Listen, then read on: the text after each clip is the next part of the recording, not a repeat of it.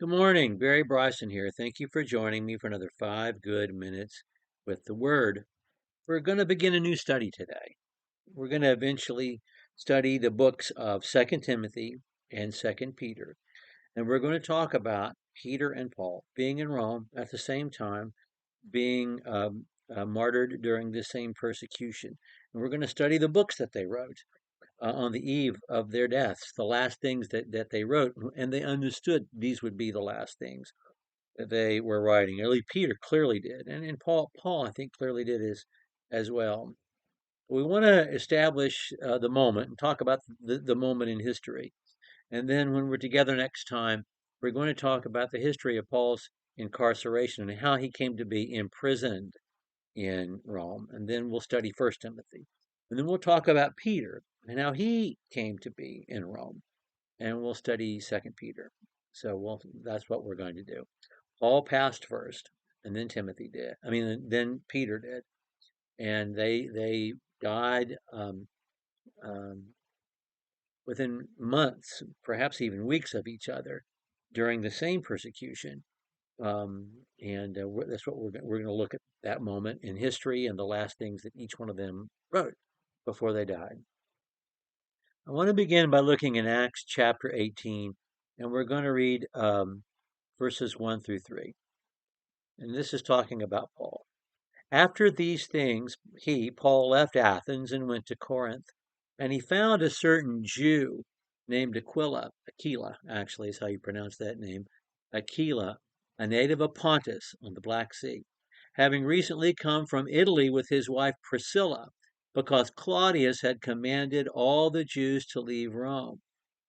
He came to them, and because he was of the same trade, he stayed with them, and they were working, for by trade they were tent makers. Okay. We have in Acts chapter 18 a couple of date markers that are important in dating everything else in the New Testament.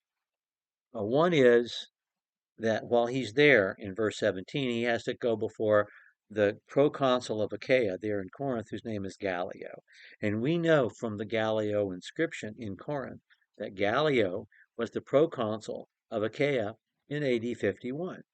And so we know the events of Acts chapter 18 take place that year. That's the year he's proconsul there.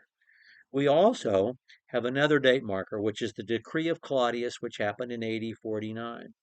Claudius, who was Caesar, who replaced Tiberius, who is himself an extremely interesting historical figure and a good ruler.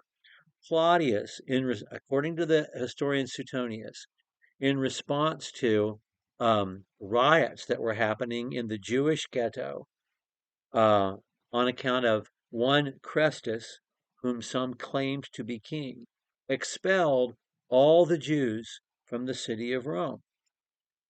And Aquila, who is a Jew, is expelled along with his wife.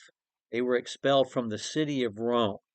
That's what happened with the decree of Claudius. We're not told they lived in the city of Rome, only they lived in Italy. But that's where they would have had to have lived had they been cast out by the decree of Claudius. So these are anti-Christian riots, evidently, in the Jewish quarter, the Jewish ghetto of Rome. And at this point, Rome makes no distinction between Jews and Christians because they all get thrown out of the city of Rome. Now, this is an important detail because Judaism, as troubling and problematic as Jews have been to the Romans, Judaism is a legalized religion in the Roman Empire, and Jews have rights that the Senate has granted. They have the right to worship their God wherever they are in the empire and not be forced to participate in the civil religion. And in their indigenous Jewish homeland, Romans are not allowed to violate their religion. That's why there is no bust of Caesar in Judea, because that's an idol, and the Jews won't permit it. So, as long as Christians are considered Jews, they have protection.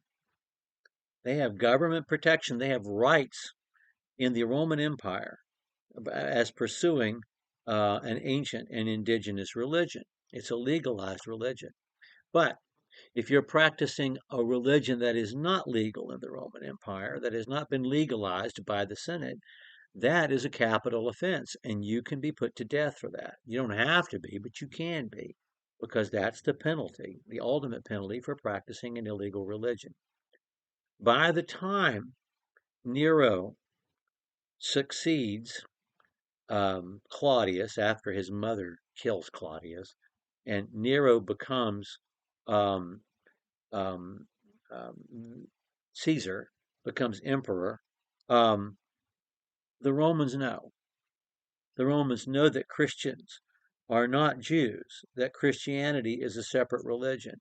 And so just 15 years later, on July 19th, AD 64, there was a fire in the city of Rome, and everybody in Rome knew that the fire was set by Nero or at his command. He wanted to clear out an area, evidently, that he either wanted or he didn't like, or it was.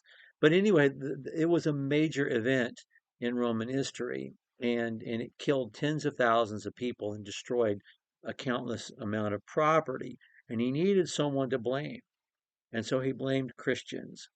And immediately Christians began to be persecuted in the city of Rome.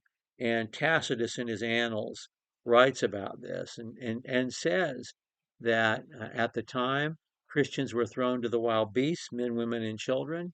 They were covered in tar, put on high poles, and set aflame to illuminate the night, and burned alive. And he said people began to be sympathetic to Christians because even though nobody liked Christians, um, they knew that they were being punished for someone else's offenses. And so it is this moment in the AD 60s, this moment when the Roman Empire recognizes that Christians are not Jews, this moment when Christians become enemies of the state and and become guilty of a capital offense simply by going to church on Sunday. It is at this moment of intense persecution in the city of Rome that both Paul and Peter find themselves in jail and find themselves put to death. So that's the background of our study. Next time we're together, we are going to give the history of Paul's own incarceration and how he ends up in the Mamertine prison, uh, and um, and not house arrest, and how he ends up being executed in Rome. Thank you for joining me for another 5 good minutes with the Word.